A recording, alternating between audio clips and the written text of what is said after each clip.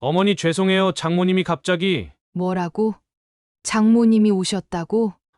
네, 어제 저녁에 갑자기 연락도 없이 오셔서. 어머니, 저도 어떻게 해야 할지. 뭐가 어떻게야? 장모님이 오시면 부모는 버려도 되는 거야? 장모님이 갑자기 오셔서 지영이가 전날 밤부터 준비한다고. 그럼 내 마누라는 음식 준비할 시간은 있고 우리한테 전화 한 통 할 시간은 없었다는 거니? 죄송합니다. 제가 실수했어요. 실수? 이게 실수로 넘어갈 일이야? 우리가 얼마나 기다렸는지 알아? 영하 15도에서 진순이까지 데리고. 정말 죄송해요, 어머니. 다음에 꼭. 다음은 무슨 다음? 이제 다시는 연락하지 마. 너희 장모님이나 잘 모시고 살아라. 사연을 듣고 난 후 각자의 의견을 댓글로 남겨주시기 바랍니다. 사소한 댓글이라도 사연자분에게 큰 힘이 될 수 있습니다. 각색될 수 있고 사연자분의 입장에서 구성될 수 있습니다. 1970년대 후반의 대한민국은 급격한 산업화와 함께 교육열이 폭발적으로 치솟던 시기였습니다. 대학 진학은 곧 인생의 성공을 보장하는 황금 티켓과도 같았고, 많은 부모들은 자녀들의 대학 교육을 위해 온갖 희생을 마다하지 않았습니다. 이런 시대적 배경 속에서 육상이 여사는 지역 명문여고에서 늘 상위권 성적을 유지하던 모범생이었고, 선생님들은 그녀의 명문대 진학을 점치고 있었습니다. 그녀의 뛰어난 학업 성적은 가난한 집안의 자랑이었고, 부모님은 딸의 눈부신 미래를 기대하며 힘든 생활을 견뎌내고 있었습니다. 하지만 운명은 그녀에게 가혹했습니다. 고3 겨울, 아버지의 갑작스러운 사고 소식은 그녀의 모든 꿈을 한순간에 무너뜨렸습니다.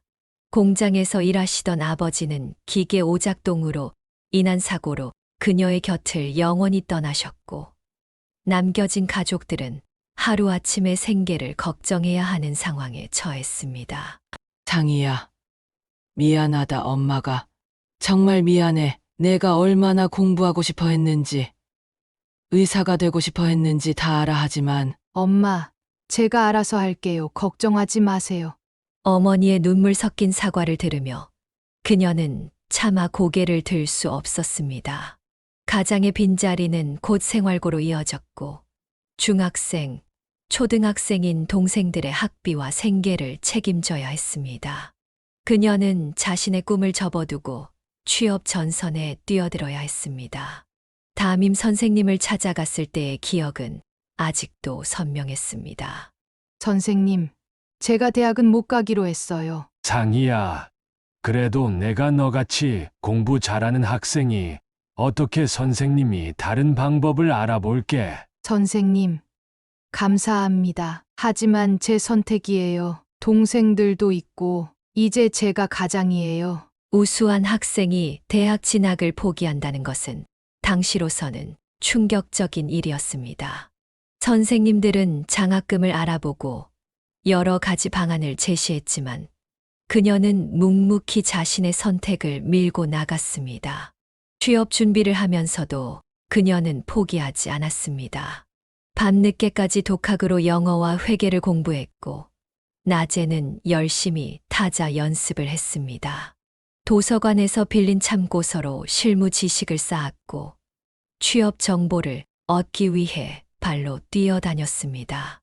그녀의 노력은 곧 결실을 맺어 대기업 격리부서에 취직할 수 있었습니다. 육상이 씨 자격증도 많고 성적도 좋으셨네요. 격리부 신입으로는 과분한 인재인데. 인사 담당자의 말에 그녀는 담담히 답했습니다. 열심히 하겠습니다. 기회를 주셔서 감사합니다. 비록 대학 진학의 꿈은 이루지 못했지만 그녀는 자신만의 방식으로 새로운 길을 개척해 나갔습니다. 퇴근 후에도 그녀는 배움에 대한 갈증을 채우기 위해 독서실을 다녔습니다. 주말이면 도서관에서 의학 서적을 찾아 읽었고, 때로는 혼자서 울기도 했습니다. 자신이 의사가 되어 환자들을 치료하는 모습을 상상하며 한숨을 쉴 때도 있었습니다. 직장에서 그녀의 성실함과 꾸준한 자기 개발은 곧 인정받기 시작했습니다. 입사 2년 만에 주임으로 승진했고 부서의 핵심 인재로 자리 잡았습니다. 동료들은 그녀의 열정에 감탄했습니다. 상희 씨, 정말 대단해요. 어떻게 이렇게 열심히 사나요? 퇴근하고도 공부하고. 아니에요. 당연히 해야 할 일을 하는 거죠. 그녀의 겸손한 답변 뒤에는 이루지 못한 꿈에 대한 아쉬움과 그것을 딛고 일어선 자부심이 공존하고 있었습니다. 좌절된 대학의 꿈은 오히려 그녀를 더 강하게 만들었고 그 과정에서 얻은 강인한 정신력은 이후 그녀의 인생의 큰 밑거름이 되었습니다. 시간이 흘러 그녀는 자신의 자녀들에게 교육의 중요성을 강조하게 되었습니다.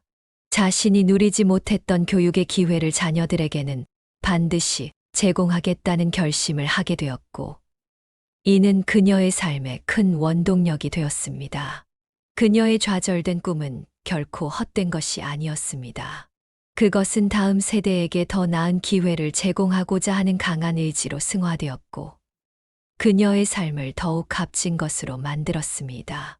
직장 생활이 5년째 접어들 무렵, 그녀의 인생에 새로운 전환점이 찾아왔습니다.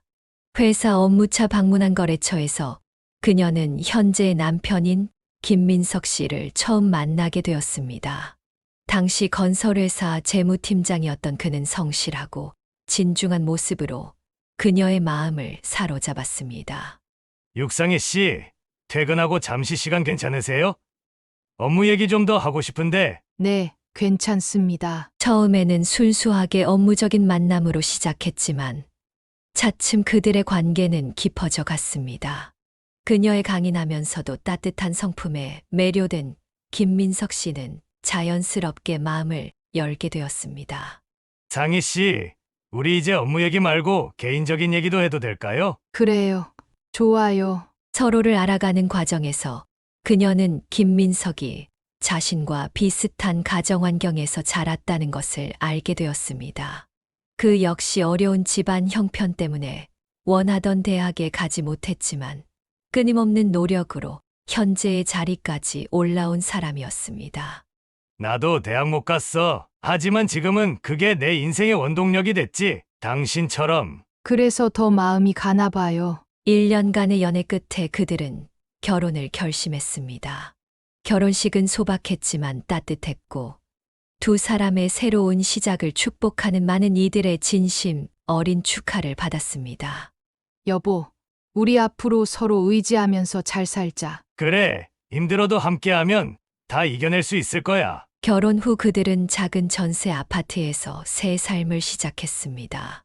맞벌이를 하면서 둘 다 열심히 일했고 서로를 위해 아끼고 배려하는 마음으로 살았습니다. 2년 후 그녀는 첫 아이를 가졌다는 소식을 들었습니다. 여보, 우리 애기 생겼어요. 정말, 상희야 고마워. 정말 고마워. 임신 소식은 부부에게 더 없는 기쁨이었습니다. 그들은 태어날 아이에게 좋은 환경을 만들어주기 위해 더욱 열심히 일했습니다. 그리고 그들의 첫 아들 선호가 태어났습니다. 건강하게 태어난 아들을 품에 안은 그녀의 눈에는 행복한 눈물이 고였습니다. 우리 아들, 엄마가 못 이룬 꿈 내가 다 이루렴. 아들 선호는 부모의 사랑과 정성 속에서 건강하게 자라났습니다. 그녀는 자신이 누리지 못했던 교육의 기회를 아들에게는 반드시 제공하겠다는 결심을 실천에 옮겼습니다. 남편의 사업이 점차 안정되면서 가정의 경제적 형편도 나아졌고 그들은 아들의 교육에 아낌없는 지원을 할 수 있게 되었습니다. 선호야, 공부하기 싫을 때도 있겠지만 엄마는 내가 하고 싶은 공부 실컷 할 수 있게 해줄게. 엄마, 나도 열심히 할게요. 엄마가 못 간 대학 내가 꼭 가서 자랑스러운 아들이 될게요. 선호는 어머니의 기대에 부응하듯 공부를 열심히 했고 성적도 우수했습니다. 고등학교를 거쳐 마침내 명문대학교에 합격했을 때 그녀는 자신의 꿈이 아들을 통해 이루어지는 것 같아 가슴이 뭉클했습니다. 우리 아들 정말 잘했어. 아들의 대학 합격 소식에 그녀는 한동안 말을 잊지 못했습니다. 자신이 이루지 못했던 꿈이 아들을 통해 실현되는 순간이었습니다.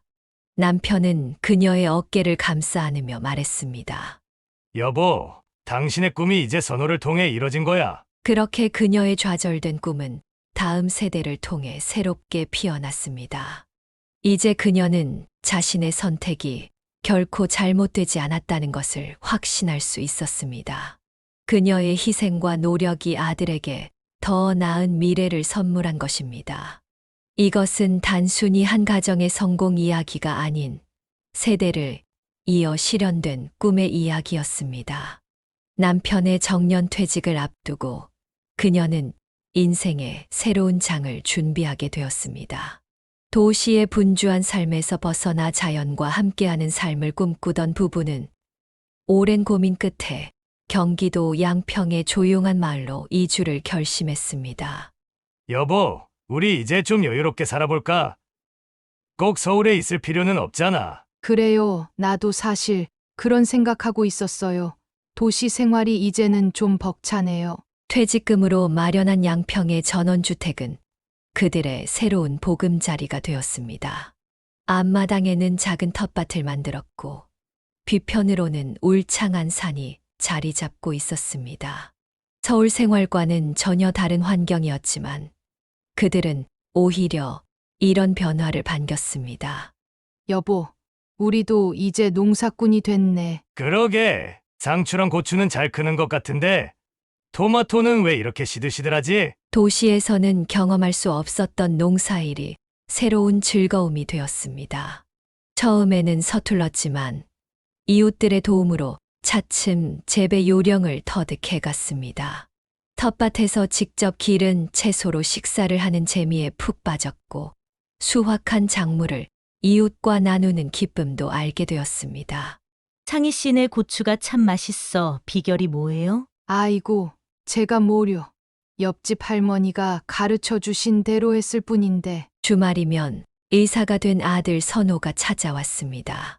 병원 일로 바쁜 와중에도 부모님을 찾아오는 것을 잊지 않았고 그럴 때마다 그녀는 아들이 자랑스러웠습니다. 엄마, 여기 이사 오신 게 정말 잘하신 것 같아요. 얼굴이 훨씬 좋아지셨어요. 그래? 엄마는 우리 아들 얼굴 보는 게 제일 좋아. 제가 더 자주 와야 하는데 죄송해요. 바쁜 거 엄마가 다 알지. 모든 일에 최선을 다하는 내 모습이 엄마는 더 기쁘단다. 퇴직 후의 삶이 단조로울 것이라는 걱정은 기우에 불과했습니다. 그녀는 마을 주민들과 함께하는 활동에도 적극적으로 참여했습니다. 마을 도서관에서 아이들에게 책을 읽어주는 봉사활동을 하기도 하고 부녀회 활동을 통해 마을 축제를 준비하는 일도 거들었습니다. 유 여사님, 우리 마을에 오셔서 정말 좋아요. 젊으신데도 마을 일에 이렇게 열심히 참여하시고. 제가 더 감사하죠. 이렇게 좋은 이웃들과 함께 살 수 있어서 행복해요. 도시의 삶이 그리워질 때도 있었지만 그녀는 이 조용한 마을에서의 생활이 더없이 행복했습니다. 매일 아침 새소리에 눈을 뜨고 저녁이면 반딧불이 반짝이는 정원에서 남편과 차 한 잔을 나누는 소소한 일상이 소중했습니다. 여보, 우리 여기 와서 사는 게 천국 같지 않아요? 그러게, 진짜 이렇게 살 걸 그랬나 봐. 이제 선호도 장가 보내고 손주도 보면 더 좋겠다. 그러게요. 우리 아들 아직 일하느라 연애할 시간도 없나 봐요. 이제 그들의 하루는 더 이상 시계 바늘에 쫓기지 않았습니다. 새벽녘 텃밭을 돌보고 오후에는 동네 주민들과 담소를 나누며 저녁이면 아들과 통화하는 것이 일과가 되었습니다. 바쁜 도시 생활에서는 미처 발견하지 못했던 삶의 여유와 기쁨을 발견하게 된 것입니다. 계절이 바뀔 때마다 마을의 풍경도 달라졌고 그 변화를 지켜보는 것만으로도 그들은 행복했습니다. 봄에는 산나무를 캐고 여름에는 텃밭 채소를 가꾸며 가을에는 단풍 구경을 하고 겨울에는 눈 쌓인 마을 풍경을 감상하는 등 자연과 함께하는 삶의 리듬을 찾아갔습니다. 주말 아침 평소처럼 텃밭을 가꾸고 있던 그녀에게 기다리던 전화가 걸려왔습니다. 대기업에서 근무하는 아들 선호로부터 걸려온 전화였습니다. 평소와 다른 설레는 목소리로 선호가 말을 꺼냈습니다. 엄마, 나 좋은 사람 만났어. 정말 우리 아들 드디어? 그녀의 가슴이 두근거렸습니다. 늦둥이 아들의 결혼 문제로 늘 걱정이었던 터라 이 소식은 그녀에게 큰 기쁨이었습니다. 응, 우리 회사 경영지원팀에서 일하는 여자예요. 이름은 박지영이고 명문대 경영학과를 나왔어요. 그래. 어떤 사람인지 더 자세히 얘기해 줄래? 지영이는 똑똑하고 배려심도 깊어요. 엄마가 보시면 정말 좋아하실 것 같아요. 선호의 목소리에서 설렘이 묻어났습니다. 그녀는 남편을 불러 이 기쁜 소식을 함께 나누었습니다. 여보, 선호가 결혼할 사람을 만났대요. 정말 우리 아들 드디어 제대로 된 인연을 만났나 보네. 일주일 후 그들은 예비 며느리 지영을 처음 만났습니다. 지영은 단정한 차림새와 예의 바른 말투로 좋은 첫인상을 남겼습니다. 안녕하세요. 어머님, 아버님 박지영이라고 합니다. 선호 오빠를 통해 많이 들었습니다. 아이고, 우리 며느리 될 사람이 참 고우네. 지영은 명문대 경영학과를 졸업하고 현재는 선호와 같은 회사에서 일하고 있었습니다. 똑똑하고 야무진 며느리의 모습에 그녀는 더할 나위 없이 만족스러웠습니다. 어머님, 제가 비록 요리는 서툴지만 열심히 배우고 있어요. 다음에 올 때는 제가 직접 만든 음식 가져올게요. 아이고, 그런 걱정은 하지 마. 내가 우리 선호랑 잘 지내주는 게 더 중요해. 식사를 마친 후 그녀는 지영과 단둘이 이야기를 나눌 기회를 가졌습니다. 어머님, 선호 오빠가 어머님 자랑을 정말 많이 해요. 어려운 환경에서도 오빠를 훌륭하게 키우셨다고. 그랬니? 우리 선호가 그런 얘기도 했구나. 네, 저도 어머님처럼 현명한 어머니가 되고 싶어요. 그녀의 눈시울이 붉어졌습니다. 자신의 힘든 시절을 아들이 이렇게 자랑스럽게 여기고 있었다는 사실에 가슴이 뭉클했습니다. 그날 저녁 예비 며느리를 배웅한 후 부부는 오랫동안 이야기를 나누었습니다. 여보, 우리 아들 좋은 사람 만났죠? 그래. 지영이 참 똑똑하고 착해 보이더라. 명문대까지 나왔으니 머리도 좋고. 학벌보다 더 중요한 건 마음가짐인데, 지영이는 그것도 참 괜찮은 것 같아요. 결혼 준비 과정에서 지영은 틈틈이 양평의 전원주택을 찾아왔습니다. 그녀의 텃밭 일을 돕기도 하고 시골 생활에 대한 관심도 보였습니다. 어머님, 저도 나중에 이렇게 전원 생활하고 싶어요. 도시 생활도 좋지만 이렇게 자연과 함께하는 삶이 진정한 행복인 것 같아요. 그래, 나중에 우리 선호랑 함께 여기 와서 살아도 좋아. 며느리가 될 지영을 만난 후 그녀의 마음은 더욱 풍요로워졌습니다. 아들의 미래가 행복할 것이라는 확신이 들었고, 이제는 정말 모든 것이 완벽해진 것 같았습니다. 텃밭의 채소들도 더욱 싱그럽게 자라는 것만 같았습니다. 이듬해 봄 그녀는 손자 민준이의 탄생을 맞이했습니다. 아들 선호와 며느리 지영의 첫 아이였습니다. 병원 신생아실에서 처음 본 손자의 작은 얼굴은 그녀의 심장을 녹여버렸습니다. 어머님, 저희 아들 한번 안아보세요. 아이고, 우리 민준이 할머니가 너무 보고 싶었어. 갓 태어난 민준이를 품에 안은 순간 그녀의 눈에는 눈물이 고였습니다. 작고 여린 생명체가 자신의 팔에 안겨 있는 것이 믿기지 않았습니다. 여보, 우리가 드디어 할머니, 할아버지가 됐네요. 그러게 이제 진짜 늙었다는 게 실감나네. 아기를 돌보는 일은 쉽지 않았지만 지영은 똑똑하고 야무진 성격답게 육아를 완벽하게 해내려 노력했습니다. 그녀는 주말마다 서울에 올라가 며느리를 도왔습니다. 지영아, 너무 무리하지 마. 애기 키우는 건 다 거기서 거기야. 어머님, 제가 체계적으로 육아일지도 쓰고 있어요. 나중에 둘째 낳으면 이 경험이 도움될 것 같아서요. 우리 며느리 역시 똑똑해. 민준이가 100일을 맞이했을 때 그들은 양평집에서 작은 잔치를 열었습니다. 텃밭에서 직접 기른 채소들로 음식을 준비하고 이웃들도 초대해 함께 기쁨을 나누었습니다. 민준아, 할머니가 키운 채소 많이 먹고 건강하게 자라거라. 시간이 흘러 민준이는 걸음마를 시작했고 첫 마디를 내뱉었습니다. 놀라운 것은 민준이의 발달 속도가 또래보다 훨씬 빨랐다는 점이었습니다. 어머님, 민준이가 벌써 알파벳을 다 외워요. 3살인데 영어 동료도 따라 부르고요. 정말 우리 손주가 엄마를 닮아 똑똑하구나. 지영은 아이의 교육에 특별한 관심을 기울였습니다. 영어 유치원은 물론 주말에는 특별한 영재 프로그램도 수강하게 했습니다. 5살이 된 지금 민준이는 또래보다 뛰어난 지적 호기심을 보여주었습니다. 그러나 그녀는 가끔 손자에게 너무 많은 것이 요구되는 건 아닌지 걱정되기도 했습니다. 지영아, 민준이한테 좀 여유를 줘도 될 것 같은데. 어머님, 요즘은 다들 이렇게 키워요. 저도 민준이한테 부담 안 가게 최대한 놀이처럼 접근하고 있어요. 그래도 애가 힘들어하면 안 되니까. 네, 알겠습니다. 어머님, 민준이 표정 잘 살피면서 하고 있어요. 주말이면 민준이는 양평 할머니 집에서 자연과 함께하는 시간을 보냈습니다. 텃밭에서 직접 채소를 따고 개구리를 관찰하고 나비를 쫓아다니며 뛰어노는 모습은 마치 작은 과학자 같았습니다. 할머니, 이 나비는 왜 노란색이에요? 어머나, 우리 민준이는 이런 것도 궁금하구나. 자연 속에서 뛰어노는 민준이의 모습을 보며 그녀는 진정한 교육이 무엇인지 다시 한번 생각하게 되었습니다. 지식도 중요하지만 자연과 어우러지며 배우는 삶의 지혜도 소중하다는 것을 알기 때문입니다. 선호야, 민준이가 책에서 배우는 것도 중요하지만 이렇게 자연에서 놀면서 배우는 것도 정말 중요해. 네. 엄마, 저희도 그래서 주말마다 이렇게 오는 거예요.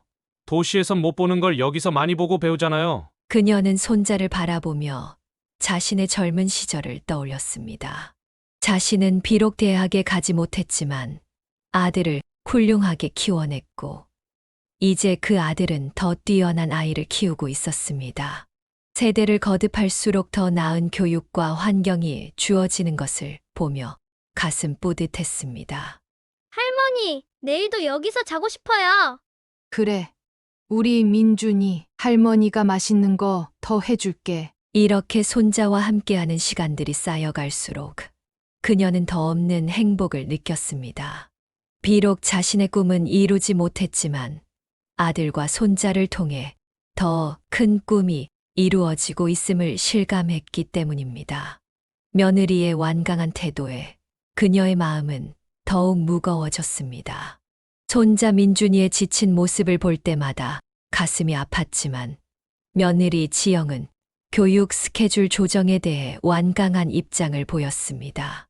어머님, 저도 어머님 말씀이 이해는 가요. 하지만 이 시기를 놓치면 절대 안 됩니다. 지영아, 그래도 민준이가 저렇게 힘들어하는데. 어머님, 요즘은 5살이 중요한 시기래요. 6살부터는 더 빡빡해진다고 하더라고요. 대화는 평행선을 달렸습니다. 설득을 시도할 때마다 지영은 각종 교육 통계와 사례들을 들며 자신의 교육 방침을 설명했습니다. 엄마, 저도 지영이 말이 맞는 것 같아요. 선호마저 아내의 편을 들자 그녀는 더욱 답답해졌습니다. 주말 아침 양평 집에 온 민준이는 피곤해 지친 얼굴로 태블릿을 들여다보고 있었습니다. 할머니, 나 영어 단어 외우고 놀아야 해요. 엄마가 시험 본다고 했어요. 민준아, 잠깐만이라도 쉬었다가 하면 안 될까? 안 돼요. 엄마가 화내실 거예요. 그녀는 며느리에게 다시 한번 이야기를 꺼냈습니다. 지영아, 제발 주말만이라도. 어머님, 죄송하지만 이건 민준이를 위한 거예요. 저는 제 아이의 미래를 위해 최선을 다하고 있을 뿐이에요. 그래도 이건 너무하잖아. 5살 배기가 무슨 죄야? 어머님도 선우 오빠 어릴 때 공부시키고 싶으셨잖아요. 전 그저 민준이에게 그런 기회를 주는 것뿐이에요. 지영의 단호한 말투에 그녀는 할 말을 잃었습니다. 결국 그녀는 손자의 일정에 더 이상 개입하지 않기로 했습니다. 대신 주말에 올 때만큼은 최대한 아이에게 즐거운 시간을 만들어주려 노력했습니다. 민준아, 할머니랑 텃밭에서 딸기 따자. 엄마한테 혼나지 않을까요? 괜찮아. 할머니가 책임질게. 그렇게 그녀는 손자에게 잠시나마 쉴 틈을 만들어주려 했습니다. 비록 며느리의 교육 방침을 바꾸지는 못했지만 적어도 손자가 잠시나마 편히 쉴 수 있는 안식처는 되어주고 싶었습니다. 지영아, 내 마음은 이해해. 하지만 민준이가 행복했으면 좋겠구나. 어머님, 민준이는 잘 자라고 있어요. 걱정하지 마세요. 대화는 여전히 평행선을 달렸지만 그녀는 포기하지 않았습니다. 언젠가는 며느리도 아이의 행복이 성공보다 중요하다는 것을 깨닫기를 바라며 그녀는 묵묵히 손자를 지켜보기로 했습니다. 겨울날 매서운 칼바람이 양평의 전원주택을 휘감고 있었습니다. 그녀는 아침 일찍부터 부엌에서 손자가 좋아하는 호박죽을 끓이고 있었습니다. 아들 가족이 온다는 생각에 마음이 설렜습니다. 여보, 진순이 밥은 주셨어요? 그럼 아까 줬지. 오늘 민준이 온다고 하니까 꼬리를 막 흔들더라고. 진순이는 3년 전부터 그들과 함께 지내는 진돗개였습니다. 처음에는 마당을 지키라고 데려온 강아지였지만 이제는 가족 같은 존재가 되었습니다. 특히 민준이는 진순이를 너무나 좋아했습니다. 정오가 조금 지났을 때 현관 밖에서 차 소리가 들렸습니다. 진순이가 가장 먼저 반응했습니다. 할머니, 할아버지, 진순아. 차에서 내린 민준이는 가방도 내려놓지 않은 채 진순이에게 달려갔습니다. 진순이도 꼬리를 흔들며 민준이를 반겼습니다. 어머님, 추운데 고생하셨죠? 아니야. 우리 손자 보러 오는데 무슨 고생이야. 지영은 여전히 손에 태블릿을 들고 있었고 가방에서는 학습지가 삐죽 나와 있었습니다. 그녀는 못 본 척 시선을 돌렸습니다. 민준아, 할머니가 호박죽 끓여놨어. 들어와서 먹자. 잠깐만요. 진순이랑 좀만 더 놀다가요. 추운 날씨에도 민준이는 진순이와 마당을 뛰어다녔습니다. 그 모습을 보며 지영이 걱정스러운 목소리로 말했습니다. 민준아, 감기 걸리겠다. 이제 들어와서 공부하자. 엄마, 조금만 더요. 네. 지영아, 오늘 하루는 좀 쉬게 해주면 어떨까? 어차피 주말인데. 그녀가 조심스럽게 말을 꺼냈습니다. 지영은 잠시 망설이다가 고개를 끄덕였습니다. 알겠어요. 하지만 저녁에는 꼭 영어 단어는 외워야 해요. 민준이의 얼굴이 환하게 밝아졌습니다. 오랜만에 보는 해맑은 웃음이었습니다. 할머니, 진순이랑 산책 가도 돼요? 그래. 할머니가 같이 가줄까? 마당을 지나 뒷산으로 이어지는 산책로를 따라 그들은 천천히 걸었습니다. 진순이는 앞장서서 길을 안내했고 민준이는 신이 나서 뛰어다녔습니다. 할머니 봄에는 여기 꽃이 피나요? 그럼 봄이 되면 진달래랑 개나리가 예쁘게 피지. 우와, 그때도 와도 돼요? 당연하지. 우리 민준이가 오고 싶을 때 언제든 와. 저녁이 되자 그녀는 손수 만든 반찬들로 저녁 식사를 차렸습니다. 텃밭에서 직접 기른 무로 담근 깍두기, 된장찌개, 그리고 민준이가 좋아하는 동그랑땡까지. 할머니 음식이 제일 맛있어요. 식사를 마친 후 민준이는 약속대로 영어 단어를 외웠습니다. 하지만 이번에는 평소와 달랐습니다. 진순이가 옆에 누워 있었고 창밖으로 보이는 달빛이 그들을 비추고 있었습니다. 엄마 다 외웠어요. 이제 진순이랑 놀아도 돼요? 지영은 아들의 달라진 모습에 놀란 듯 했습니다. 평소보다 더 빨리, 더 정확하게 단어를 외운 것입니다. 밤이 되자 민준이는 진순이가 있는 거실에서 자겠다고 졸랐습니다. 결국 거실에 이불을 깔고 진순이와 함께 누웠습니다. 할머니, 내일도 여기서 자도 돼요? 그래.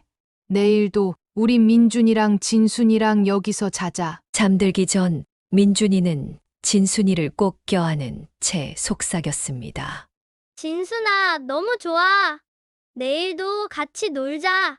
그렇게 겨울밤은 깊어갔고 할머니 집의 포근한 온기는 계속되었습니다. 내일이 오면 또 어떤 일들이 벌어질지 그녀는 기대에 부풀었습니다. 다음 날 아침 새소리와 함께 하루가 시작되었습니다. 그녀는 일찍 일어나 민준이가 좋아하는 팥죽을 끓이고 있었습니다. 그때 거실에서 날카로운 목소리가 들렸습니다. 민준아, 얼른 일어나서 숙제부터 하자. 어제 하나도 안 했잖아. 엄마, 조금만 더 자고 싶어요. 안 돼. 일어나. 할머니 집에 왔다고 공부를 이럴 순 없지. 그녀는 부엌일을 멈추고 거실로 나왔습니다. 민준이는 진순이를 베고 잠든 채였고 지영은 아이의 이불을 걷어내고 있었습니다. 지영아, 애가 피곤해하는데 좀 더 재워줘. 어머님, 죄송하지만 이건 제 아이를 키우는 방식이에요. 어제도 공부를 못했는데 오늘까지 이러면 안 되죠. 하필 주말에 이렇게까지 해야 하니? 요즘은 주말이 더 중요해요. 평일에는 시간이 없어서 제대로 못하잖아요. 민준이가 겨우 눈을 비비며 일어났습니다. 진순이도 함께 일어나 민준이 곁을 지켰습니다. 할머니, 진순이랑 좀만 더 있고 싶어요.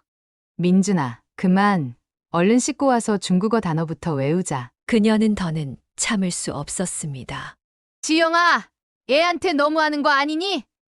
여긴 휴식을 위해 온 거잖아. 어머님, 제가 아이 교육은 알아서 할게요. 어머님은 그냥 보고만 계세요. 뭐라고? 내가 보고만 있으라고? 내 손자가 이렇게 힘들어하는데 어머님도 선우 오빠 키우실 때 열심히 가르치고 싶으셨잖아요. 그때는 형편이 안 돼서 못하신 거고 전 민준이한테 그런 한이 남지 않게 할 거예요. 그래서 이렇게 아이를 괴롭히는 게 맞다고 생각하는 거니? 괴롭히는 게 아니라 미래를 준비하는 거예요. 어머님은 옛날 생각만 하시면서. 뭐? 옛날 생각. 두 사람의 언쟁이 점점 격해지자 민준이가 울음을 터뜨렸습니다. 나 공부하기 싫어.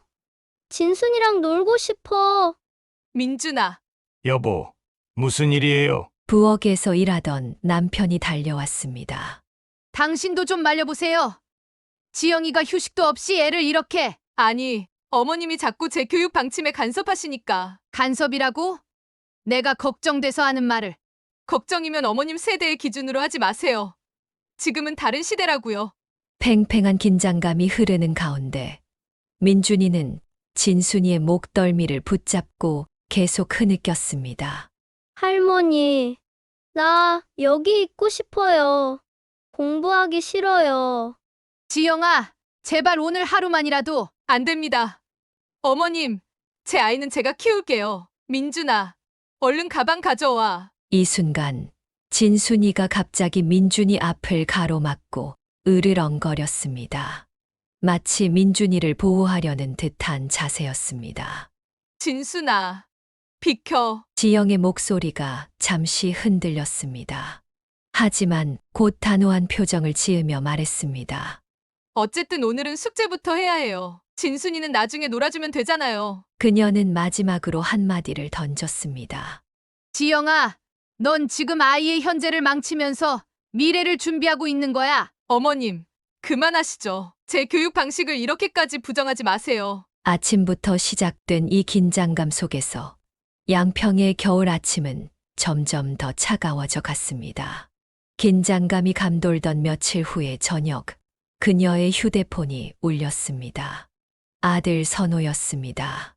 아침부터 시작된 작은 떨림이 저녁 내내 이어져 왔던 그녀의 마음은 아들의 발신번호를 보는 순간 더욱 크게 요동쳤습니다. 어머니, 저예요. 그래. 우리 아들 무슨 일이니? 저번에 일, 죄송해요. 어머니 마음도 이해가 되고, 지영이 마음도 이해가 돼서, 제가 중간에서 너무 아무것도 하지 못했네요. 선호의 목소리에는 미안함이 가득했습니다. 그녀도 마음이 무거웠습니다. 며느리와의 갈등 속에서 아들을 난처하게 만들었다는 생각에 자책감이 들었습니다. 아들, 엄마가 너무 심하게 말했나? 며느리한테도 그렇고. 아니에요. 어머님 말씀이 다 맞아요. 저도 요즘 민준이를 보면서 많이 고민했거든요. 그래서 제가 이번 주말에 우리 다 같이 나들이 가는 게 어떨까 해서요. 나들이? 네, 민준이도 답답했을 것 같고 지영이한테도 이야기했는데 좋다고 하더라고요. 처음으로 학원 스케줄도 다 비워뒀어요. 그녀는 잠시 말을 잇지 못했습니다. 며느리가 처음으로 주말 스케줄을 양보했다는 사실에 놀라움과 감동이 교차했습니다. 남한산성 올라가는 건 어떠세요?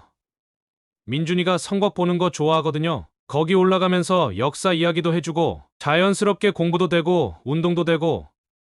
그래, 좋은 생각이구나. 지영이도 이번엔 학습지고 뭐고 다 놓고 가기로 했어요. 진순이도 데리고 가면 좋을 것 같아요. 민준이가 진순이랑 있을 때가 제일 행복해 보이더라고요. 그녀의 마음이 조금씩 풀어지기 시작했습니다.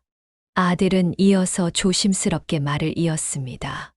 어머니, 사실 지영이가 많이 힘들어했어요. 어머님한테 죄송하다고 전해달래요. 직접 말하기가 쑥스러워서 자기도 요즘 민준이를 보면서 고민이 많대요. 아니야. 엄마가 너무 심하게 나왔는지도 모르지. 며느리 입장도 이해해. 그저 우리 민준이가 힘들어 보여서 그랬던 거야. 이번 주말에 날씨도 좋대요. 아버님도 모시고 다 같이 가요. 아버님이 들려주시는 옛날 이야기 민준이가 참 좋아하잖아요. 그래, 그러자꾸나. 할머니가 민준이 좋아하는 김밥도 싸갈게. 지영이도 좋아하는 유부초밥도 만들고. 통화를 마친 후 그녀는 남편에게 이 소식을 전했습니다.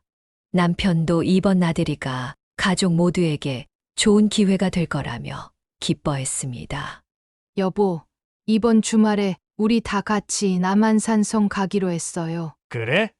잘 됐네. 민준이도 좋아할 거야. 나도 벌써부터 설레는구만. 진순이도 데려간대요. 저번에 그렇게 다퉜는데 선호가 이렇게 중간에서 잘 풀어주네요. 그러게 말이에요. 우리 아들이 제법 어른이 됐네. 다음 날 아침 지영에게서 문자가 왔습니다. 어머님, 이번 주말 나들이 정말 감사합니다. 제가 너무 고집을 부렸죠. 민준이도 너무 좋아하네요. 어젯밤부터 신이 나서 잠도 못 자고 있어요.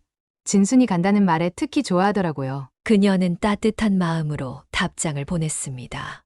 지영아, 엄마도 미안해. 내 마음을 더 이해하지 못했구나. 이번 주말에 다 같이 좋은 시간 보내자. 내가 좋아하는 떡볶이도 준비할게. 주말을 기다리는 동안 민준이는 매일 전화로 할머니에게 물었습니다. 할머니, 진순이도 꼭 데려가는 거죠?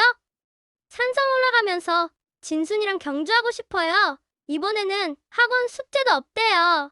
그래, 우리 손주. 할머니가 맛있는 김밥도 많이 싸갈게. 산에서 먹는 김밥이 제일 맛있지. 할머니, 이번에는 엄마가 태블릿도 안 가져간대요. 신나요. 민준이의 해맑은 목소리를 들으며 그녀는 이번 나들이가 가족 모두에게 새로운 시작이 될 것이라는 희망을 가졌습니다.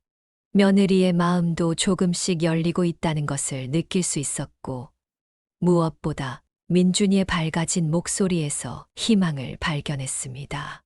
이렇게 서서히 풀어지는 가족들의 마음처럼 차가웠던 겨울 날씨도 조금씩 풀리기 시작했습니다. 토요일의 나들이를 기다리며 그녀는 오랜만에 편안한 마음으로 잠이 들었습니다. 꿈에서는 온 가족이 함께 웃으며 산을 오르는 모습이 보였고 진순이도 그들과 함께였습니다. 영하 15도를 밑도는 한파가 몰아치던 토요일 아침, 그녀는 남한산성 입구에서 초조하게 시계를 확인했습니다. 살을 내는 듯한 칼바람이 불어올 때마다 온몸이 움츠러들었습니다. 약속 시간이었던 오전 10시가 지난 지 벌써 1시간이 넘었지만 아들 가족의 모습은 보이지 않았습니다. 여보, 좀 더 따뜻한 데서 기다릴까요? 손가락이 다 얼어버릴 것 같아요. 남편이 붉게 얼어버린 손을 비벼가며 말했습니다. 진순이도 추위에 떨며 그들의 발치에 바짝 붙어 있었습니다. 조금만 더 기다려봐요. 이제 올 거예요. 그녀는 꽁꽁 언 손으로 다시 한번 전화를 걸었지만 여전히 신호음만 울릴 뿐이었습니다. 매서운 바람이 불어올 때마다 얼굴이 따갑고 코끝이 시려왔습니다. 입김이 하얗게 얼어붙는 추위 속에서 그들은 계속해서 기다렸습니다. 옆 가게 온도계는 영하 15도를 가리키고 있었고 예보에는 체감 온도가 영하 20도 밑으로 떨어질 거라 했습니다. 진순아, 너무 추운데 차에서 기다릴까? 진순이의 털이 하얗게 서리로 덮여갔습니다. 그래도 계속해서 주차장 입구만 바라보았습니다. 마치 민준이를 기다리는 듯한 모습이었습니다. 2시간이 지나도록 아무런 연락이 없자 그녀의 마음속에서는 서서히 분노가 피어올랐습니다. 영하의 한파 속의 노부부와 걔를 이렇게 기다리게 하다니. 여보, 발가락이 다 얼어버린 것 같아요. 이제 그만 들어갈까요? 남편의 입술이 파랗게 변해 있었습니다. 귀가 따갑도록 아팠고 손끝은 이미 감각이 없어진 지 오래였습니다. 조금만 더 기다려봐요. 하지만 그녀의 희망적인 말과는 달리 마음속에서는 이미 서운함과 분노가 가득 차올랐습니다. 휴대폰 화면을 켤 때마다 부재중 전화만 늘어갔습니다. 추위에 휴대폰 배터리마저 방전되어 가고 있었습니다. 눈발이 더욱 거세지기 시작했고 칼바람은 점점 더 매서워졌습니다. 진순이의 털에 눈이 쌓여갔고 그들의 옷도 하얗게 변해갔습니다. 진순아, 우리 그만 집에 가자. 진순이가 그녀의 발치에서 슬프게 울었습니다. 눈보라가 휘몰아칠 때마다 그들의 어깨를 때렸고 얼굴이 따끔거렸습니다. 결국 그들은 허탕을 치고 돌아가야 했습니다. 집으로 돌아오는 차 안에서도 한동안 몸이 덜덜 떨렸습니다. 차 히터를 켜도 좀처럼 몸이 따뜻해지지 않았습니다. 집에 도착해서도 한기는 쉽게 가시지 않았습니다. 그녀는 떨리는 손으로 계속해서 전화를 기다렸지만 아들의 전화는 오지 않았고 단지 짧은 문자 메시지 하나만 왔을 뿐이었습니다. 어머니, 죄송합니다. 급한 일이 생겼어요. 그녀는 얼어붙은 손으로 휴대폰을 꽉 쥐었다가 멀리 던져버렸습니다. 진순이가 덜덜 떨며 그녀의 무릎에 머리를 기대었습니다. 창밖으로 눈보라가 휘몰아치는 것을 보며 그녀는 아들에 대한 서운함이 가슴 속에서 더욱 커져가는 것을 느꼈습니다. 그날 밤 양평의 칼바람은 계속해서 불어댔고 그녀의 마음 속에도 차가운 서린이 쌓여만 갔습니다. 한파가 몰아치던 그날 저녁 그녀는 전화벨 소리에 잠에서 깼습니다. 아들 선호였습니다. 어머니 죄송해요. 장모님이 갑자기. 뭐라고? 장모님이 오셨다고?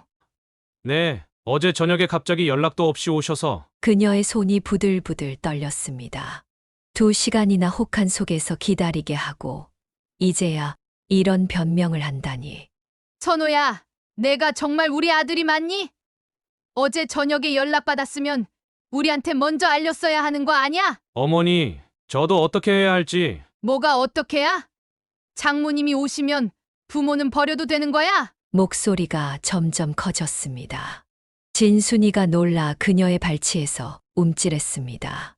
장모님이 갑자기 오셔서 지영이가 전날 밤부터 준비한다고. 그럼 내 마누라는 음식 준비할 시간은 있고 우리한테 전화 한 통 할 시간은 없었다는 거니?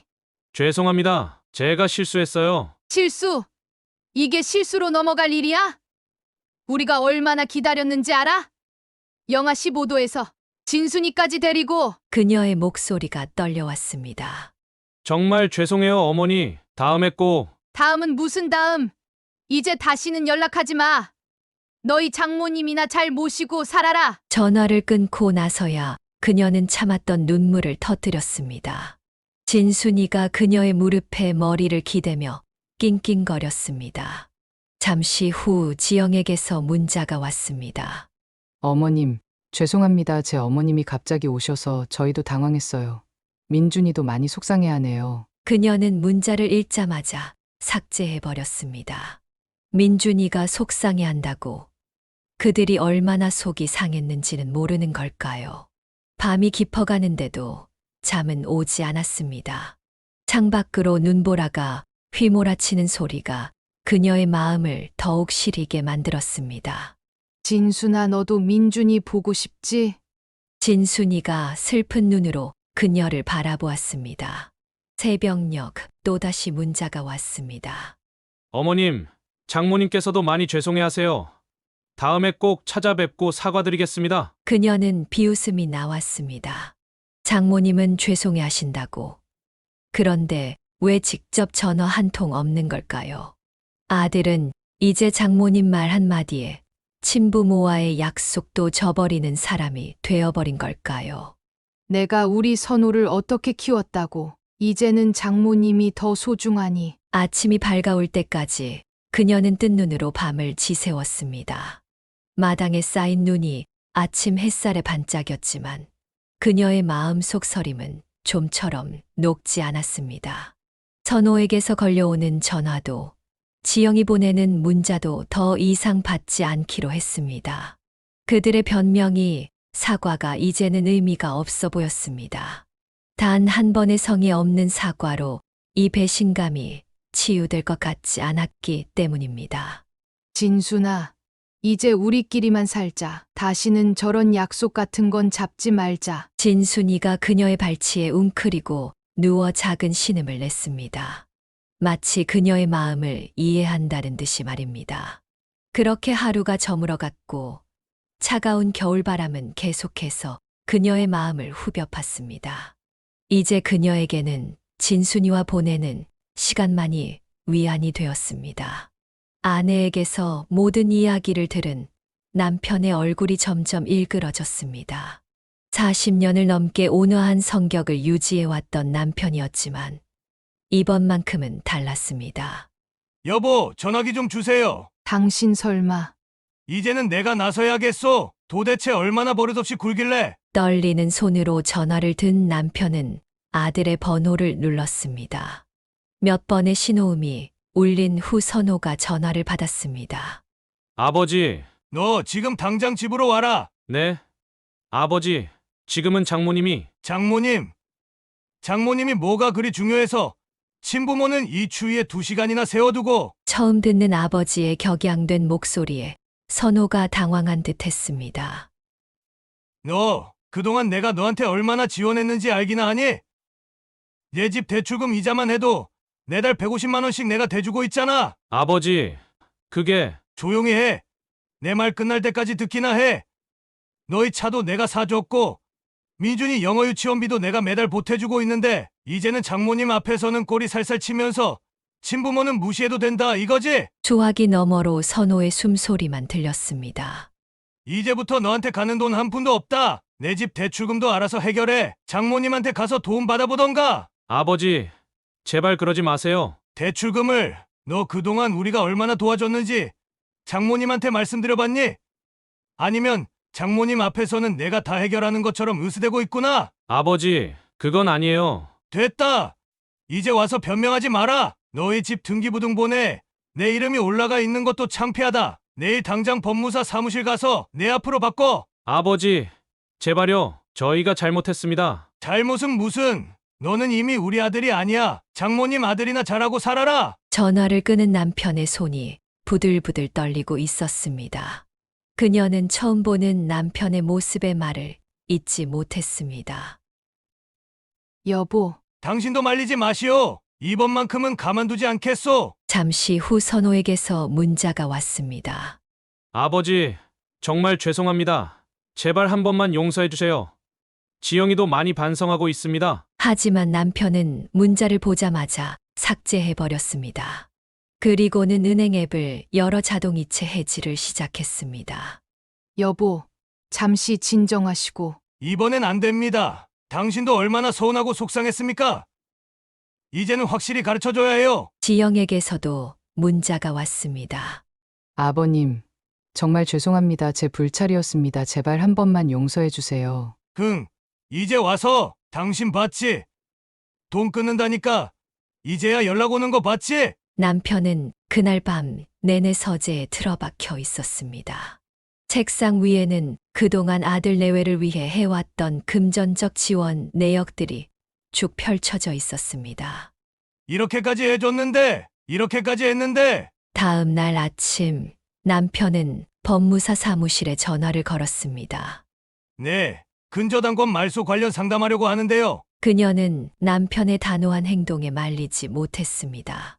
남편의 분노가 당연하다고 생각했기 때문입니다. 1월의 매서운 겨울날, 아침부터 현관 밖에서 간절한 목소리가 들려왔습니다. 어머님, 아버님, 죄송합니다. 문 좀 열어주세요. 선호와 지영의 목소리였습니다. 하지만 그녀는 움직이지 않았습니다. 창문 틈으로 보이는 그들의 모습이 눈에 들어왔지만 문을 열어줄 마음은 없었습니다. 어머님, 저희가 정말 큰 잘못을 했어요. 한 번만 용서해 주세요. 지영의 목소리가 떨렸습니다. 손에는 과일 상자와 꽃다발을 들고 있었습니다. 아버님, 어머님, 제발요. 진순이가 현관 쪽으로 달려가려 했지만 그녀는 진순이를 꼭 붙잡았습니다. 진순아, 안 돼. 저 사람들은 이제 남이야. 어머님, 저희가 얼마나 잘못했는지 알아요. 제 어머님께서도 많이 책망하셨어요. 이제 와서 그게 무슨 소용이야. 그녀는 작은 목소리로 중얼거렸습니다. 아버님, 저희 대출금 제발 한 번만 더 기회를 주세요. 지금 저희 형편으로는 선호의 목소리가 점점 더 다급해졌습니다. 돈 때문에 온 거였구나. 남편이 쓰게 웃으며 말했습니다. 아닙니다. 정말 사과드리러 온 겁니다. 어머님, 아버님, 바깥에서는 계속해서 문을 두드리는 소리가 들렸습니다. 1시간이 지나고 2시간이 지났지만 그들은 돌아가지 않았습니다. 어머님, 저번처럼 하지 않을게요. 약속드릴게요. 그래. 또 장모님 오시면 우리 버리고. 그녀가 작게 중얼거렸습니다. 진순이가 그녀의 발치에서 낑낑거렸습니다. 아버님, 저 이제 정신 차렸습니다. 제발. 하지만 대답은 돌아오지 않았습니다. 창밖에는 눈이 조금씩 내리기 시작했고 그들의 어깨에도 하얀 눈이 쌓여갔습니다. 어머님, 민준이가 할머니가 보고 싶다고 많이 울었어요. 지영의 말에 그녀의 마음이 살짝 흔들렸습니다. 하지만 곧 그날의 기억이 떠올랐습니다. 영하의 추위 속에서 2시간을 기다린 그 참담했던 순간들. 이제 가거라. 너희들 다 필요 없다. 그녀가 마침내 입을 열었습니다. 어머님. 가라고. 너희들 때문에 얼마나 지치는 줄 알아? 어머님, 아버님 문 좀 열어주세요. 현관 밖에서 들리는 애원하는 목소리에 그녀는 냉정하게 중얼거렸습니다. 우리가 얼마나 기다렸는지 이제 너희가 느껴봐야지. 1시간이 지났을 때 지영의 기침 소리가 들리기 시작했습니다. 어머님, 제발요. 너무 추워서 못 견디겠어요. 그날 우리는 2시간을 꼬박 기다렸어. 아직 1시간이나 남았네. 1시간 30분이 지날 무렵 지영의 목소리가 달라지기 시작했습니다. 어머님, 이제 그만하세요. 우리가 잘못했다고 몇 번을 말씀드려야. 뭐라고? 저희가 잘못한 건 인정하지만 이렇게 보복하시는 건 너무하시잖아요. 지영의 목소리가 날카로워졌습니다. 보복. 내가 보복을 한다고? 너희가 우리를 어떻게 했는지 기억도 안 나? 그래서 저희가 사과하러 온 거잖아요. 이렇게까지 하셔야 하나요? 이렇게까지는 무슨. 너희는 아예 연락도 없이. 연락 못 드린 게 잘못이죠. 하지만 어머님, 지금 하시는 행동은 너무 유치하세요. 그 말에 그녀의 이성이 무너져 내렸습니다. 유치하다고?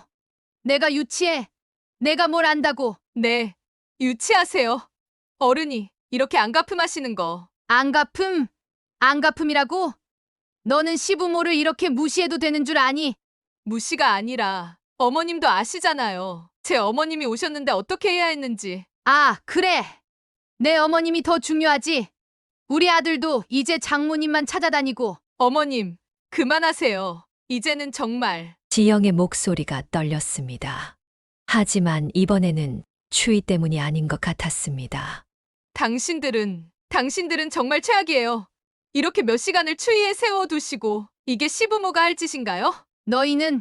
너희는 자식이 할 짓을 한 거야? 그래서 이렇게 복수하시겠다는 거예요? 어머님, 전 정말 실망했어요. 이런 분이실 줄은 몰랐어요. 실망? 내가 나한테 실망했다고? 너야말로. 여보, 우리 그만 가요. 이제 더는 못 참겠어요. 지영이 선호의 팔을 잡아 끌었습니다. 그래, 가봐. 장모님 집으로 가. 거기가 더 좋을 테니. 네, 가겠습니다. 이제 다시는 안 올게요. 어머님이 이런 분이신 줄은 정말 몰랐어요. 뭐? 이런 분이라니. 너야말로. 저희가 잘못했다고 빌고 또 빌었잖아요. 근데 이렇게 악랄하게 굴으시다니. 악랄하다고? 내가 감히. 여보, 가요. 이제 진짜 못 있겠어요. 어머님, 저희 다시는 안 올 테니 걱정 마세요. 분노로 가득 찬 지영의 목소리가 겨울바람을 뚫고 들려왔습니다. 악랄하다고? 내가 감히 시어머니에게. 그녀는 부엌으로 향했습니다. 아침부터 끓여두었던 된장국이 아직도 뜨겁게 끓고 있었습니다. 이성적인 판단이 사라진 순간이었습니다. 어머님, 당신들이 이렇게 나오시니까 저희가. 지영의 날선 목소리가 그녀의 마지막 이성마저 무너뜨렸습니다. 그녀는 아직도 펄펄 끓는 된장국 냄비를 들고 현관문을 박차고 나갔습니다. 너희들이. 어머니, 그게 뭐예요? 선호가 놀란 목소리로 외쳤습니다. 이제는 내가 악랄한 게 뭔지 보여줄게. 그녀는 끓는 된장국을 아들 부부를 향해 힘껏 뿌렸습니다. 뜨거운 국물이 공중에서 하얀 연기를 일으키며 날았습니다. 악! 지영의 비명이 울려 퍼졌습니다. 뜨거운 국물이 그들의 옷과 얼굴에 튀었고 순식간에 된장 냄새가 가득 퍼졌습니다. 어머님이 미쳤어요. 완전히 미치셨어. 그래. 내가 미쳤다. 너희 같은 자식들 때문에. 여보, 이게 무슨... 어머님. 선호가 지영의 어깨를 감쌌습니다. 지영의 얼굴이 붉게 달아올랐고 코트는 된장국 범벅이 되어 있었습니다. 이제 만족하셨어요? 이러고도 어머님이세요? 지영이 울부짖듯 소리쳤습니다. 너희가 날 이렇게 만든 거야. 이제 느껴봐. 우리가 얼마나 가슴이 뜨거웠는지. 당신 정말 최악이에요. 이제 정말 끝이에요. 지영이 소리치며 주저앉았습니다. 뜨거운 국물에 데인 자국이 그녀의 얼굴과 목덜미에 선명하게 남아 있었습니다. 여보, 병원부터 가야겠어. 그래. 가봐. 이제 다시는 오지 마. 이게 우리 집 마지막 된장국이다. 그녀는 냄비째 나머지 된장국을 땅바닥에 내던졌습니다. 뜨거운 국물이 눈 위에서 하얀 증기를 일으키며 녹아들었습니다. 어머님, 이제 정말 돌이킬 수 없는 선을 넘으셨어요. 선호의 목소리가 떨렸습니다. 넘었다고? 너희가 먼저 그 선을 넘은 거야. 우리가 잘못한 건 인정해요. 하지만 이건 폭행이에요. 폭행. 그래. 신고해. 경찰에 신고하라고. 그녀의 목소리가 히스테리컬하게 변했습니다. 진순이가 놀라 끙끙거리며 울었습니다. 여보, 정말 가요. 너무 뜨거워서 못 견디겠어요. 지영이 울면서 말했습니다. 그녀의 얼굴과 목의 화상, 자국이 점점 더 선명해져 갔습니다. 그래. 가. 둘 다 당장 내 눈앞에서 사라져. 어머님 이제 정말 끝이에요. 다시는 안 올 거예요. 선호가 지영을 부축해 일으켰습니다. 그들의 옷에서는 된장 냄새와 함께 증기가 피어올랐습니다. 당신들 같은 자식. 이제 없어도 돼. 그녀의 목소리가 떨렸습니다. 이제야 자신이 저지른 일의 심각성을 깨닫기 시작한 것 같았지만 이미 늦었습니다. 아들 부부는 비틀거리며 주차된 차를 향해 걸어갔습니다. 그들의 뒷모습을 보며 그녀는 주저앉아 버렸습니다. 진순이가 그녀의 곁으로 다가와 낑낑거렸습니다.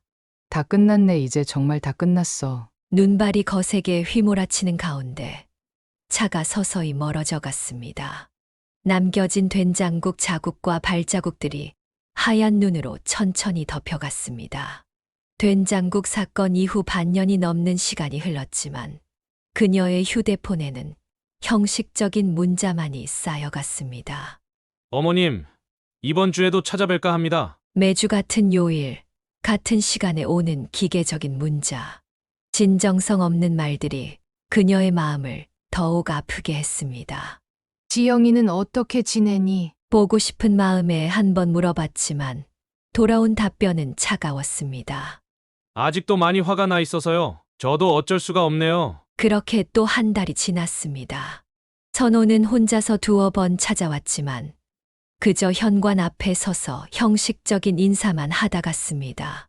어머님, 민준이가 할머니를 보고 싶어 해서요. 그런 말도 내가 시키는 거니? 그녀의 날카로운 말에 선호는 대답하지 못했습니다. 내 마누라는 아직도 나를 용서 못하겠다고? 그게 지영이가 됐다. 너희 둘 다 진심으로 화해할 생각이 없는 것 같구나. 매번 찾아올 때마다 지영의 얼굴에 남은 화상 자국 때문이라고만 하는 선호. 하지만 그녀는 알고 있었습니다. 그것은 핑계일 뿐이라는 것을. 어머님, 이번 주말에도 그만해라. 이런 식의 형식적인 사과는 필요 없다. 양평의 여름은 유난히도 무더웠습니다. 그녀는 마당에 물을 뿌리며 한숨을 내쉬었습니다. 진순이는 여전히 대문 앞에서 누군가를 기다리는 듯한 모습을 보였습니다. 지영이는 정말 한 번도 오고 싶다는 말을 안 하니? 선호의 침묵이 모든 것을 말해 주었습니다. 시간은 흘러갔지만 관계는 제자리였습니다. 형식적인 문자와 의미 없는 방문, 그리고 여전히 굳게 닫힌 며느리의 마음. 진정한 화해는 멀기만 했습니다. 할머니가 보고 싶다고? 그런 말을 하면서 너희는 정작 진심으로 이 관계를 회복하고 싶은 마음이 있기는 한 거니? 그녀의 물음에 선호는 또다시 침묵했습니다. 그저 시간이 지나면 모든 게 해결될 거라 생각했던 걸까요? 하지만 시간은 오히려 그들의 관계를 더욱 서늘하게 만들어갔습니다. 어느 여름 또다시 현관 앞에 선호가 서 있었습니다. 매번 그랬듯 형식적인 인사와 준비해온 듯한 사과의 말들을 늘어놓았습니다. 어머님, 이번에는 꼭 한 번만 봐주세요. 그녀는 창문 틈으로 아들을 바라보았습니다. 땀에 젖은 와이셔츠, 대충 맨 넥타이, 그리고 손에는 또다시 비싼 과일 상자. 그의 모든 것이 성의 없어 보였습니다. 여보, 이제 그만 문 열어주시죠. 남편이 한숨을 쉬며 말했습니다. 안 돼요. 저 아이 지금도 지영이 등 뒤에 숨어서 이러는 거예요. 자기 마누라 눈치 보느라. 어머님, 제발요. 선호야, 그녀가 마침내 입을 열었습니다. 네, 어머님. 내가 진정으로 사과하러 온 게 맞니? 네. 그럼요, 당연히. 그럼 지영이도 이 사과에 동의하고 있는 거니? 순간 선호의 얼굴이 굳었습니다. 그게 지영이는 아직 역시나 넌 아직도 양다리야. 어머니한테 잘 보이고 싶은 마음, 마누라 눈치 보는 마음, 그 어느 쪽도 진심이 아니구나. 어머님, 그건 아니에요. 전 정말로 며느리는 아직도 나를 용서할 생각이 없다며. 그런데 왜 너만 여기 와서 이러는 거니? 선호의 입에서는 더 이상 말이 나오지 않았습니다. 이제 그만 가거라. 더 이상 이런 식의 형식적인 방문은 사양이다. 어머님, 내가 진정으로 이 관계를 회복하고 싶다면 먼저 내 아내와 제대로 된 대화부터 해라. 그리고 너희 둘이 진정으로 화해할 마음이 생겼을 때 그때 다시 오너라. 남편도 일어섰습니다. 선호야, 이제 돌아가라. 내 어머니 말씀이 맞다. 아버님까지. 너는 아직도 어린애야. 어른이 되려면 멀었어. 그날 이후 선호의 발걸음은 뜸해졌습니다. 가끔 오는 문자에도 이제는 진심이 느껴지지 않았습니다. 민준이가 보고 싶어 해서요. 이번 주말에 잠시. 항상 같은 패턴, 같은 내용의 문자들. 그녀는 이제 그런 문자도 읽지 않기로 했습니다. 여보, 너무 심하게 하는 건 아닐까요? 아니요. 이게 맞아요. 저 아이가 진정한 뉘우침을 알기 전까지는. 마당에 진순이가 무언가를 느꼈는지 슬프게 울었습니다. 하지만 이제는 대문 앞을 서성이지도 않았습니다.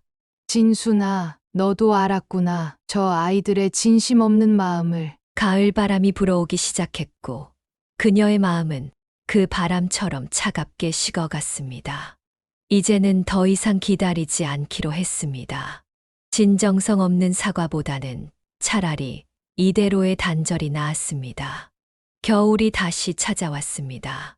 1년 전 그날의 기억이 마치 어제 일처럼 선명했습니다. 된장국 사건 이후 수없이 받았던 형식적인 사과와 면목 없다는 말들. 그러나 그 어떤 말에도 진심이 느껴지지 않았습니다. 여보, 오늘따라 왜 이렇게 한숨을 쉬어요? 남편이 걱정스러운 눈빛으로 물었습니다. 작년 이맘때가 생각나서요. 창밖으로 눈이 조금씩 내리기 시작했습니다. 마당에서 진순이가 눈을 맞으며 서성거렸습니다. 어머님, 새해 복 많이 받으세요. 새해가 되자 선호에게서 또다시 형식적인 문자가 왔습니다. 내용도 시간도 모두 예측 가능한 그런 메시지였습니다. 그녀는 휴대폰을 내려놓았습니다. 이제는 정말 지쳤어요. 그녀의 목소리가 떨렸습니다. 내 자식이 이럴 수가 있나요? 마누라 눈치 보느라 이렇게 위선적으로 굴다니. 창밖의 눈은 계속해서 내렸고 그녀의 마음속 상처는 점점 더 깊어만 갔습니다. 이제는 슬픔조차 느껴지지 않았습니다. 진순아, 우리끼리라도 행복하게 살자. 진순이가 그녀의 무릎에 머리를 기대었습니다. 창밖으로 보이는 하얀 눈처럼 그녀의 마음도 차갑게 얼어붙어 갔습니다. 시간은 계속해서 흘러갈 것이고 아마도 선호는 앞으로도 가끔씩 형식적인 연락을 해올 것입니다. 하지만 이제 그녀는 더 이상 기대하지 않기로 했습니다. 자식이 뱉은 진심 없는 말들이, 위선적인 행동들이 그녀의 마음을 조각조각 부숴놓았기 때문입니다. 이제 정말 끝이구나. 양평의 하얀 눈이 계속해서 내렸고 그 차가운 침묵 속에서 그녀의 마지막 희망마저 서서히 녹아 사라져갔습니다. 사연을 듣고 댓글을 남겨주시기 바랍니다. 사소한 의견일지라도 사연자분에게는 큰 힘이 됩니다. 노골적인 악성 댓글은 사연자분에게 상처가 될 수 있으니 삼가주시기 바랍니다.